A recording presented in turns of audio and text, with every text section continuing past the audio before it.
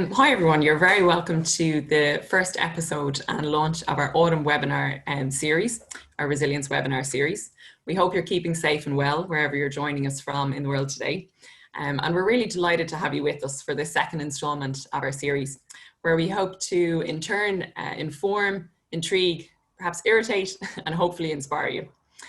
So we're going to be exploring the theme of resilience through a wide range of topics, continuing on from our approach in the summer months. So today we're looking at commercial manufacturing. Next week we'll be exploring the importance of nature education and biodiversity. And continuing on from there, we'll be looking at themes such as building earthquake resilient infrastructure and innovating manufacturing and logistics in the humanitarian aid sector. So we're really delighted to have a lineup of excellent high quality speakers for you. And we really hope that you'll be extending the conversations from our webinars to conversations with your family, your friends, your colleagues, and that you'll be able to apply new knowledge in your personal and professional lives to whatever extent it may be. So today we have Peter Clancy joining us, who's CEO of Lough Ree Distillery. We're delighted to have him with us here today. And Peter is going to be talking about his distillery's move to sanitiser production when the COVID-19 pandemic hit Ireland in March of this year. So Peter set up the distillery 5 years ago in 2015 with two of his siblings, following a successful career in engineering and business consultancy. And he's really passionate about the sector and about his distillery and the work they do, which I have no doubt is going to come across in his presentation to you today. So we're delighted to have him sharing his experience and his insights on his distillery's response to the COVID-19 crisis and innovating in response to crisis. So if you do have any questions, as with our summer series, we'll have a short Q&A at the end of the session. So feel free to either put them across anonymously and I'll ask Peter, or I can allow you to talk and you can ask Peter yourself. Okay, that's all from me. So thanks very much, guys. Enjoy the webinar, and Peter, over to you. Hi guys, let me just share the screen here and we'll get started.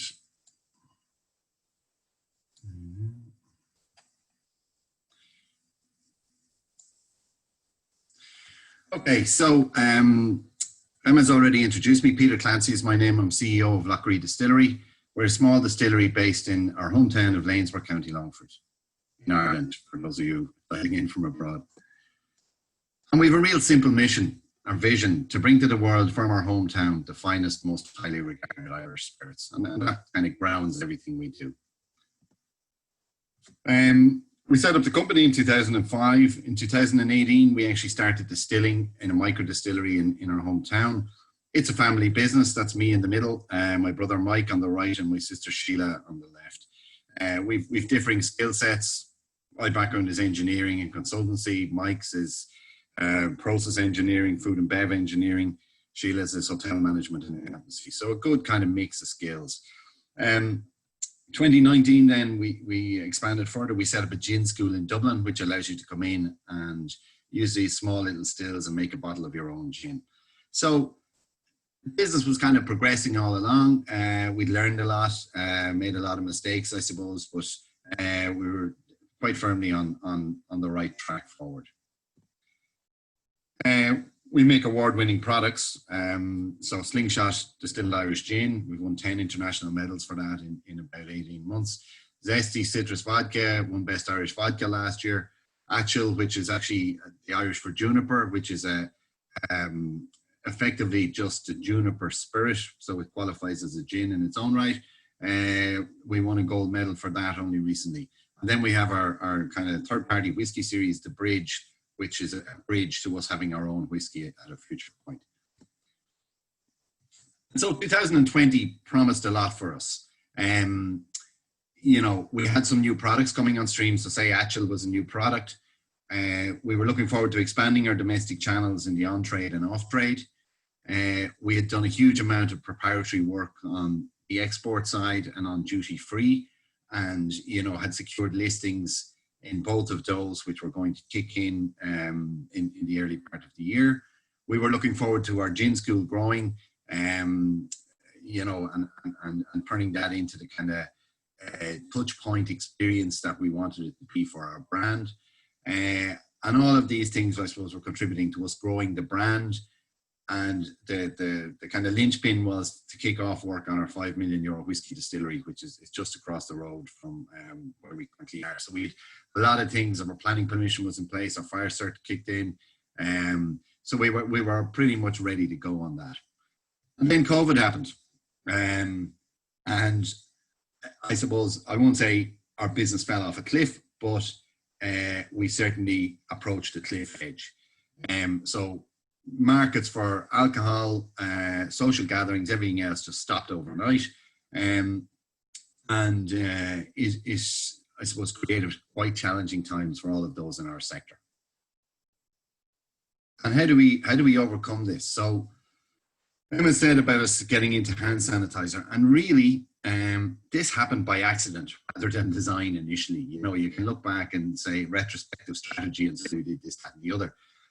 Quite simply, it was a concurrence of a number of things where, you know, you're listening to the radio and you hear about what has happened in Asia and shortages of hand sanitizer. You validate that with conversations with contacts in the wholesale and retail side who say, listen, we can't get this stuff. The back of it all, we're not chemists, you know, we're engineers and distillers. So the kind of alchemy part of this, okay, how do you make hand sanitizer? And luckily enough, there was a World Health Organization formulation for it, which was tried and tested over many years. And it contained two recipes, ethanol, an ethanol-based product and an isopropyl alcohol-based product. So very quickly, a lot of the kind of building blocks fell into place in this, in terms of saying, oh, actually, do you know what, we have alcohol. We could actually use this to make hand sanitizer. I suppose as a small micro distillery, we have a pretty flexible setup with a lot of manual operations. So it was very easy for us to try this quickly and see if we could actually do it.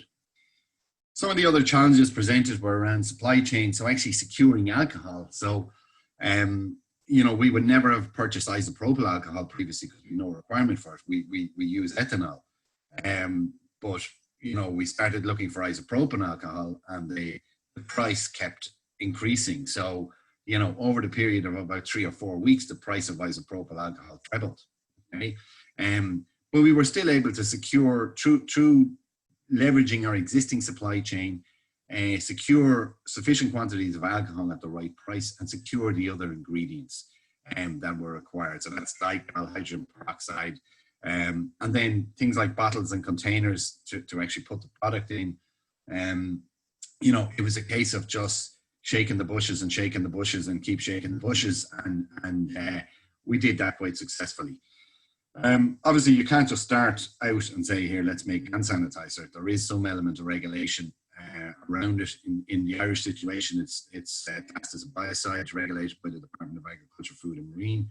So again, and this may be our engineering background, I suppose, and the accountancy bit is collectively we were able to kind of navigate that regulation and you know, come up with the appropriate documentation and succeed in getting our products approved. And we did it slightly differently to other people in that we got 2 products approved as opposed to 1. So we got an ethanol-based product and an isopropyl product approved, which gave us the flexibility then, depending on the available alcohol, as to which product we would use. On the marketing side of it, again, some of you are probably familiar with the kind of 4 Ps on the marketing side: price, product, place, promotion. You know, we spent 2 years plus going through this exercise for the spirit side of things. That took less than 2 weeks in terms of the sanitizer. We realized this thing was going to take off, and we kind of sat down in the space of half a day and mapped out a lot of things and then just made them happen. Labor availability was another thing. And effectively we went from 2 people working in the distillery operations to 6 people overnight. And the next slide would probably illustrate that. So we effectively pivoted very quickly. So sometimes family is handy. So those 4 gentlemen you see there are all related to me in one form or another, either children, nephews, children or nephews effectively. So we were fortuitous in that the schools closed, the colleges closed, and all of a sudden we had a kind of contingent labor force available who, given that we had a lot of manual operations, we had some strong young lads knocking around, and we were able to utilize that to our benefit. And ultimately, this is what we produced, was hand sanitizer in a variety of pack sizes. And again, there was no great rhyme or reason to the pack sizes. We were basically just putting it in whatever packs were available, and buying in quantities that we could get our hands on. So that was the kind of hand sanitizer side of it. When we set out, we kind of set out a few guiding principles for ourselves in this, because ultimately, you can talk about, making hand sanitizer for the good of mankind, I suppose, but ultimately to us, it was still a business and a business opportunity. We're not such a scale of a business that we could afford to get into hand sanitizer and just give all our output away to people. So we set out some guiding principles for ourselves at the start, was support local and support those in need. So, in the very early stages, a lot of businesses locally to us shut down, like pubs and restaurants and that. But a number stayed open, like the supermarket and the butchers and people like that. So we made it our business to go around and give these guys sanitizer and spray dispensers to allow them to stay open, to take one less worry away from them. We guaranteed availability to lots of local charities, again, on a non-commercial basis. We did charge them for it, but their big challenge wasn't paying for it, it was actually securing the product. So us being able to say, listen, you don't need to go ordering huge quantities at exorbitant prices. Here's a price that we're willing to supply to you at, and we guarantee you availability of product as long as you want it. We did the same also with frontline services, the likes of Dublin Fire Brigade. We supplied all their products right through the summer. National Ambulance Service, Crumlin Hospital, Hospice Care, Meals on Wheels, so various frontline services. What we found was we supplied a lot of services who were on the periphery of, say, the HSE and TUSLA. So these would be things like, home care facilities, refuges, things like that, where they had an expectation that we're going to get some products centrally, but all of that appeared to be consumed in the kind of hospital sector, if you like. So we were quite happy to supply those guys. And our kind of mantra was, listen, the people who could pay for it, we charged them, and those who couldn't, we gave it to them with our good wishes. We also decided, listen, this was a national crisis, okay? It wasn't the time for us to be going out trying to beat our own chests or put our own hands up and say, look at us. And that's just not the way our brand is anyway. So we decided, listen, this isn't the time for PR opportunities. We're not going to seek to exploit this. Oh, yeah, we've given so much away, or we're supplying so and so. That may come down the line. And if it does, great. And if it doesn't, we've achieved what we set out to achieve. The other interesting thing on this was we established at the very start, listen, no credit. Okay, we were obviously on the supply chain side tasked with, sourcing products, sourcing containers, sourcing a whole heap of stuff, and we needed to be able to bankroll it, and we couldn't afford to turn around and give credit terms to people we'd never dealt with before and run the risk of that imploding on us. And do you know what? It was amazing. Guys who would normally look for 60 to 90 days credit, suddenly ringing you with credit cards and turning around invoices in a couple of hours. And so it worked very well from a kind of liquidity perspective, because it would be very easy to kind of bury ourselves in the busyness of making the product and forget about the kind of the nuts and bolts of running the business side of it. So that was the kind of first pivot, right? And that led us then into thinking about the dispensers, right? Which was the second pivot. And really this was a little bit more strategic. And what it was driven by was, there was no sanitizer to be got in Ireland in the month of March. There was a little bit in the month of April, but by the time May came around, a lot of other guys were now making it. And then there was a lot of foreign products, imported product coming on the market, which Whether it was legal for sale or use or not in the market wasn't absolutely too discerning about it. So there was an apparent lack of a regulation and enforcement by maybe, you know, the bodies who we had to go to in the first instance to get our product registered. You know, certainly the enforcement side of it probably could have done with a bit of enforcement, because there was a lot of product then just appearing on the market, and it became a commodity. Now, it always was a commodity. COVID was a pure bubble, but it was a little bit I suppose having gone through the regulation ringer a little bit, it was a little bit disconcerting to see other guys putting product on the market without having done that. But in all of that, there was a realization that hand sanitizer was here to stay. And in the back of your mind, you have these kind of subconscious questions going on. How do we add value? Okay, how do we stay in this market? While without getting into a kind of race to the bottom price-wise. And key to all of this is keeping an open mind. And in that, we spotted something interesting. And here's what we spotted. So a foot-operated dispenser unit. And our initial plans were to import these from Spain. We had an exclusive distribution agreement for UK and Ireland with a Spanish company. Required a commitment of 10 grand from us up front to secure that. The first stage in that was, okay, let's get some samples. But 2 weeks later, the samples hadn't shipped. And all we were hearing was excuses. So we have supply chain problems. We can't get the stainless steel. We're having trouble with the labor. And then when we actually saw the product in a little bit more detail, it just wasn't what we kind of thought it was. So there was too many factors out of our control. And, we were kind of at a point of saying, listen, this just isn't for us. Let's let it go. But there was one key problem in it, right? Was in parallel in that 2 week period, we had done a significant deal with a reseller company in Ireland who were willing to take this product in quantities and also take our sanitizer.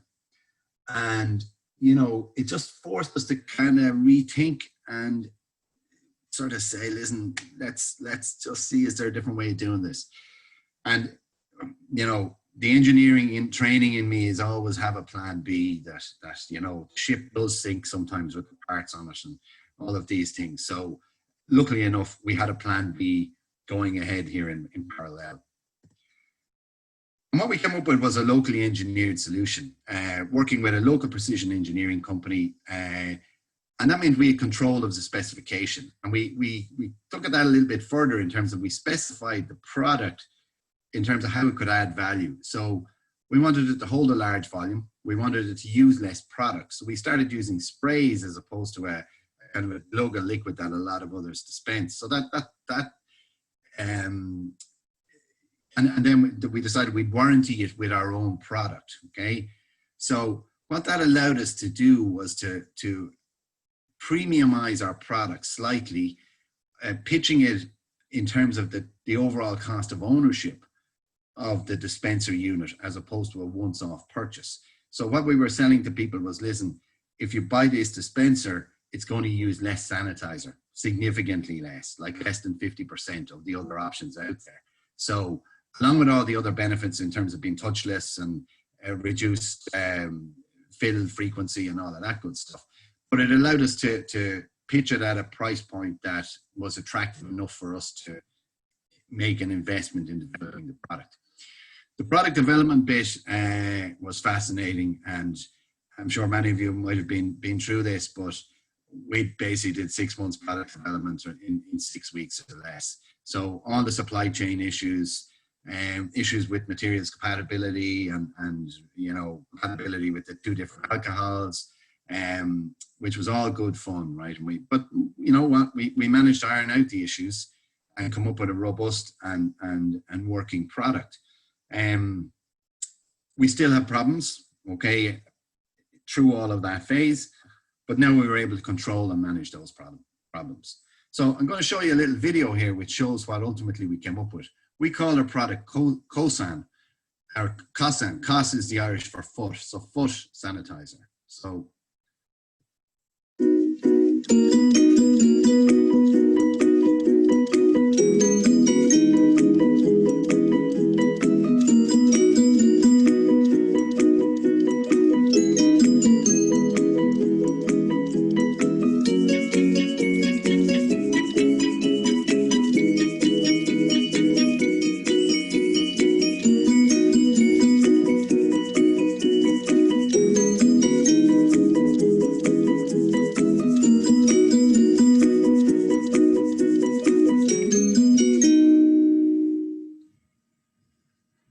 So we structured this into a separate entity called Sanitize My Hands. We thought we were going to sell a whole heap of these online.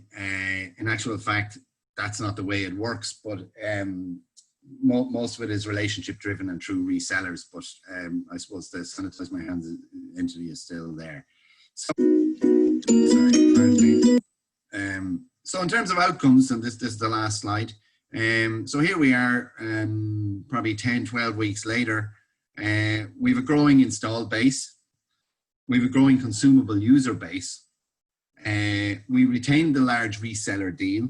So, and those guys have sold a significant amount of product for us. We have other deals in pipeline in complementary sectors. So where I suppose as other businesses start to open up or other sectors of the economy start to open up, we have resellers who maybe service those that we're talking to. We have a wide variety of usage cases for our products. So everything from the one on the left is in a pub, the one on the right is in a sports ground, churches, you name it, offices, you know, there's visitor centers, there's a huge variety of areas, schools even, that this can be used in. And what we've ended up with is an ongoing revenue stream for our business, which, given that, you know, from the alcohol sales perspective, and essentially that's what we are as a business which sells alcohol, as in the drinking variety, that is still significantly deflated and likely to be deflated for quite some time to come. This revenue stream created from the sanitizer initially, and then the kind of dispensers with the consumable product, really has been invaluable for our business. The final point on this is it has created an internal mindset shift. So it allowed us to kind of look differently at every other aspect of our business. So say our gin school, okay, we applied ourselves to that and said, okay, what can we do differently? And we come up with a gin school at home kit, which allows people to get a similar kind of experience in the comfort of their own home. We sell those online. So what it did was give us the confidence to explore other aspects of our business. You know, it's been a fascinating journey, fascinating 6 months. We've worked harder than ever. And I think Emma mentioned one thing there at the start about the series is entitled Resilience. And I heard many years ago somebody asking what the key characteristic for somebody to be an entrepreneur was. And whoever they were interviewing, I can't remember, but their answer was resilience. And I think it's our own resilience and I suppose our belief in our own dream of our own distillery and our own business, which has brought us through this. So on that, I'll leave you and stay safe out there.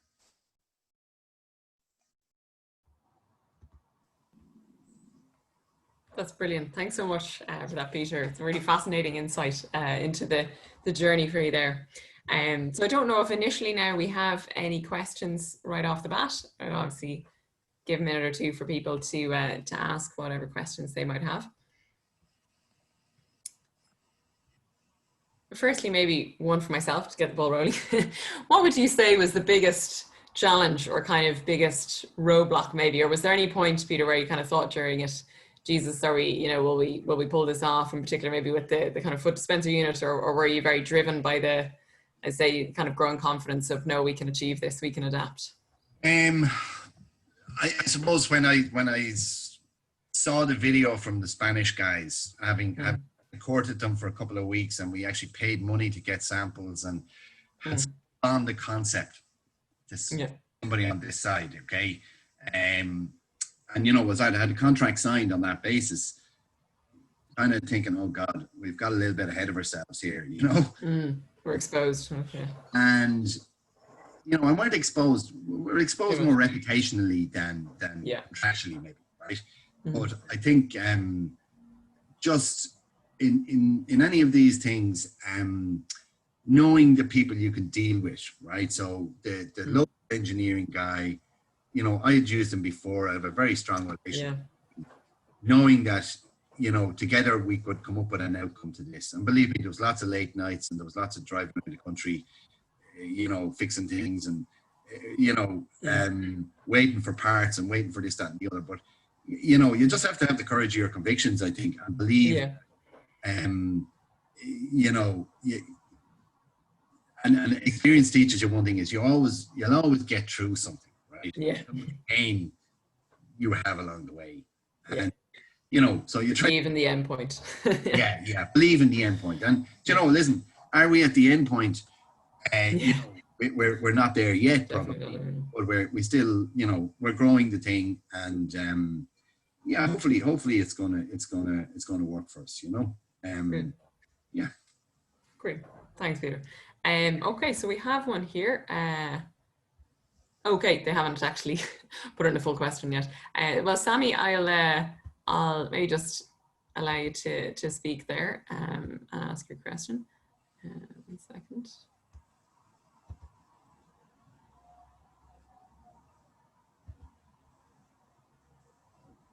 Okay. Oh, sorry, Rob there. Sammy, I think you should be able to speak there if you want to ask your question. If you want to unmute yourself, or. Okay. Can you hear me okay?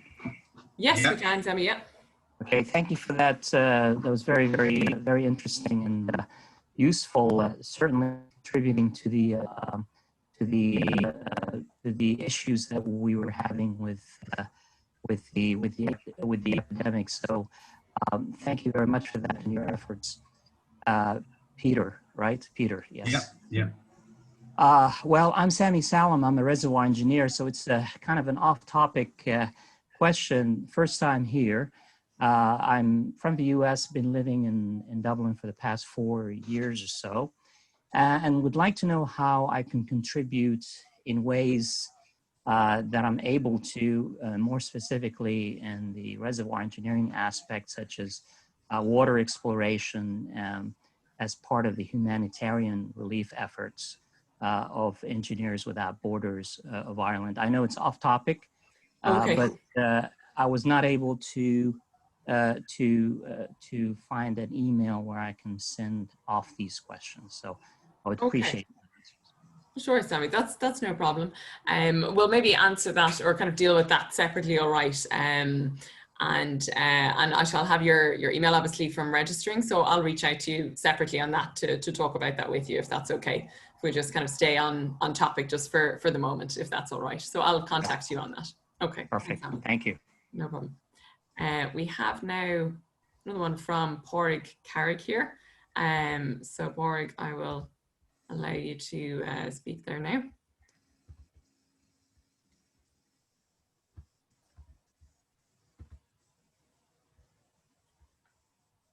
Okay, Porrig, you should be able to unmute yourself there now and ask your question to Peter. Hi, Peter. Porrig, how are you? I was actually typing it, but either way, it's fine. Sorry. First of all, well done on shifting the business and for kind of sticking with your kind of conviction. I'm sure there was heart-fluttering moments there at times. But I suppose in the future, how are you guys kind of visualizing this? How do you see it panning out? Are you still kind of ramping up spending and investment in this, or are you just kind of using your kind of current plant arrangements and processing arrangements? And yeah, just curious how yeah, so the I suppose there's two bits of it, right? So the sanitizer, so we built a fair stock of sanitizers, so it's quite easy to make for us and doesn't involve a huge shift in our production. So you know, we're probably going to work down our stock a little bit first before we start manufacturing more of it. But it's very easy for us to do, right? I'm not sure we would end up making it again in the range of bottle sizes, container sizes that we did, but it is what it is. On the dispenser stuff, so we're not actually making those ourselves physically on site, but the guy is in the next town to us, okay? So I suppose he's doing the assembly bit, and we're doing the logistics and we're doing the selling, right? It's our product, we're selling it. So to me, there's no reason why that can't continue. And again, you know, we're still going full steam ahead with our planned distillery investment, and having an alternative revenue stream which is it should be a recurring revenue stream because people are going to want to consume sanitizer, right? Is only positive in terms of anything to do with investors and financial institutions and any of that good stuff. So it's kind of a positive outcome that we didn't anticipate when we got into this, but it certainly won't do us any harm going forward. Good stuff. Yeah. Sorry, I was just curious to know. Thank you. Brilliant. Thanks, Borg. We had one here from Thomas, which I'll maybe just read out. Do you foresee hand sanitizer and the foot pumps being a permanent part of your business in the future, or will you wind it down over time? Well, you've kind of really answered that there. The demand is there. Like at some point, people will stop wanting to buy them from us, and that's maybe the tipping point where you've got to balance the investment in stock versus the end of it. But even at that point, if you have an installed base of them, are people going to stop using them and using sanitizer? That's probably unlikely. So yeah, I don't see why it wouldn't continue. Listen, how long will it last? But my expectation is certainly for another 12 months. It could be longer than that. Absolutely, yeah. No, certainly, probably even likely to be a few years realistically, maybe. So, yeah. Okay, that's great. Is there any other questions, guys, there to finish off? Nope. Okay, that seems to be all. So look, huge thanks to Peter for joining us today and giving us his time. Guys, if you do have any other questions, please feel free to reach out to me and I can possibly connect you with Peter, or if it's anything on EWB matters, you can contact me at info@ewb-ireland.org. And I'll be able to get back in touch with you then. But yeah, thanks again to Peter for today and the really fascinating insight into the story of how it happened. Obviously, we know a number of people, as you mentioned, have diversified into hand sanitizer production in recent months, but it's very interesting to hear the journey of what it's actually like to go through it, what's required, and kind of the whole range of I suppose kind of emotions along the journey and the roadblocks and the success from it.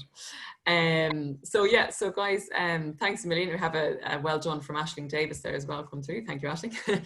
So next week we have Patrick Hunt joining us, who is an architect turned gardener. So yeah, be moving into the area of biodiversity and gardening, and he'll be talking about building resilience through nature education. So we hope you can join us next week, and our series will be continuing until the end of October. And please do spread the word to friends and colleagues if you're a fan of the series. We'd love to have them join us as well. Okay, so thanks very much, guys. Have a good afternoon or evening. Cheers. And thanks, Peter. All the best, guys. Bye. Bye.